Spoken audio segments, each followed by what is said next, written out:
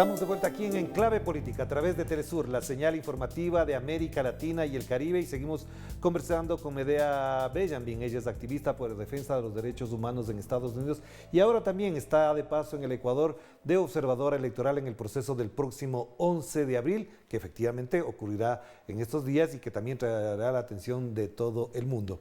Medea, el proceso latinoamericano de integración, ¿crees que se fortalece? ¿Crees que se van a dar mejores oportunidades si los gobiernos que ahora se instauran son de corte progresista, o crees que efectivamente Estados Unidos se va a seguir marcando la pauta de la no integración? Bueno, como es un momento tan crítico en América Latina, en el mundo en general, debido a la pandemia y la crisis económica, yo creo que la única forma de ir adelante es con gobiernos progresistas que ponen el énfasis en la redistribución de los recursos, en cómo apoyar a la gente más pobre en este momento. No podemos tener políticas de austeridad, políticas del IMF, FMI, en un momento. Es muy interesante, Orlando. Yo estoy viendo que en los Estados Unidos antes había siempre discusiones muy grandes de que no se puede gastar mucho dinero del gobierno porque luego tenemos una deuda y cómo vamos a pagar. Ahora no se habla de eso. Estamos gastando, ¿cómo se dice? ¿Trillones? Trillones o billones, sí, claro. La palabra en sí es rara, ¿verdad? Trillones de dólares, y no estamos diciendo de dónde salió esa plata. Sí. Y en los países ricos están haciendo eso, gastando dinero que no tienen. Pero en los países pobres siempre es el contrario. Y es el FMI y los bancos mundiales que están diciendo a los países pobres, no pueden hacer eso. Ustedes tienen que tener austeridad, ustedes tienen que austericidio le llamamos aquí. Austericidio. Pero la pregunta, ya que lo mencionas, Medea, tiene que ver con algo que es muy importante también.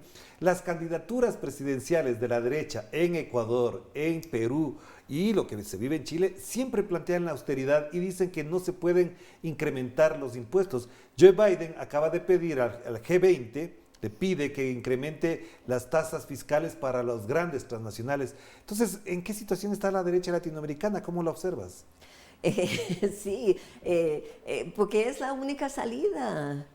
¿Quién va a pagar todo eso? Los que tienen el dinero. ¿Quién tiene el dinero? Las grandes corporaciones, la gente más rica. Y en los Estados Unidos se están llegando a punto de decir, mire, esa gente que tiene billones y billones de dólares, hasta gente que están llegando a tener trillones de dólares, ellos tienen que pagar, y los impuestos, que hay unos que no pagan nada, y es lo mismo en América Latina, siempre tienen la mejor forma de buscar cómo no pagar, y yo creo que tenemos que ya decir basta, y tener políticas que incrementen las tasas de impuestos sobre los que tienen el dinero. Claro que, por ejemplo, corporaciones mediáticas como Google, como Facebook y otras más, Apple, por ejemplo, hay miles de usuarios en cada uno de nuestros países, pero ellos no pagan impuestos en nuestros países. Sí. Es decir, la gente aporta para su enriquecimiento desde cada país, pero ellos no hacen el retorno a nuestros países. ¿Cómo se entiende que estas grandes empresas, por ejemplo en América Latina, ni siquiera puedan contribuir a la compra de vacunas ahora? Sí, y ahora estamos viendo que un país que sí tiene mucho dinero y quiere ayudar es China. Y los Estados Unidos está diciendo, China, el gran enemigo, porque mira cómo está tratando de ser amigos en el mundo dándole vacunas. Y yo creo que es otra cosa en los Estados Unidos, que esa posición de adversarios hacia China está dando justificación para una nueva presupuesto para más armamentos. En vez de decir, tenemos que mirar cómo China está haciendo eso en el mundo, dando vacunas, dando arreglos financieros. Sí, y yo creo que hay gente dentro de la administración de Biden que está diciendo, mira, tenemos que cambiar nuestra actitud hacia América Latina, hacia los otros países, Claro. y ver cómo China está haciendo grandes proyectos de infraestructura, grandes inversiones. Pero no sé si eso va a ser bueno o malo para América Latina. Claro. Pero ahora, lleguemos al tema, por ejemplo, de las elecciones en Bolivia, en Perú y en Ecuador. Tú estás en calidad de observador electoral acá en el Ecuador. ¿Cómo miras estos procesos? ¿Crees que están dadas las condiciones, las garantías para que no haya, por ejemplo, fraude, para que no haya irregularidades que puedan marcar una tendencia en contra de lo que la gente está votando? Primero quiero decir que vengo de un país donde hay muchas acusaciones de fraude y hay mucha gente que todavía piensa que Biden no ganó las elecciones. Así que esas divisiones que tenemos en el mundo es en todo el mundo. Y esa posibilidad de fraude, claro que existe y es muy preocupante. Es muy preocupante aquí en Ecuador y en otros países porque hay tanto en juego ahora. Y como hubo esa ola de ¿cómo dice? Pink Tide. De gobiernos progresistas. Sí. Y estamos regresando quizás a esa época. Mira que Lula está libre ahora, va a contestar las elecciones en Brasil y hay tantas posibilidades como vimos en Bolivia. Yo creo que los que quieren mantener el status quo tienen mucho miedo y están tratando de buscar la forma con fraude y otras false news de hacer engaños. Claro, pero entonces, por ejemplo, ¿cuál sería el rol de la comunidad internacional, de personalidades como tú, como otras, en este momento en América Latina, que están, digamos, observando, pero evidentemente también hay una organización llamada OEA, la Organización de Estados Americanos, que no ayuda precisamente para que esto no ocurra? Mire, el papel de OEA en Bolivia fue horrible, el papel de OEA en Haití también. Tenemos que mirar no solo cómo está funcionando la CNI aquí, pero cómo está funcionando la OEA y otros observadores. Yo creo que es importante que nosotros estemos aquí en grandes números, somos más de 200 en total, para mostrar al gobierno, a CNI, al mundo que estamos aquí observando, que queremos estar al lado del pueblo en que esas elecciones son imparciales, elecciones son profesionales y que cualquier intento de hacer maniobras será visto por la observación internacional. No es siempre posible, porque hay muchas formas de hacer fraude, pero estamos aquí y vamos a estar aquí el día de las elecciones y después también para mirar los resultados. Te decía esto porque hay una publicación de Página 12 que la hace el periodista argentino Marco Teruggi, en la que él cuenta de una fuente del interior del CNE, donde se dice cuál sería el mecanismo electrónico y físico que podría provocar que los votos de Andrés Arauz pasaran a Guillermo Lasso. ¿Ustedes están conscientes de que hay un mecanismo técnico que podría ser manipulado?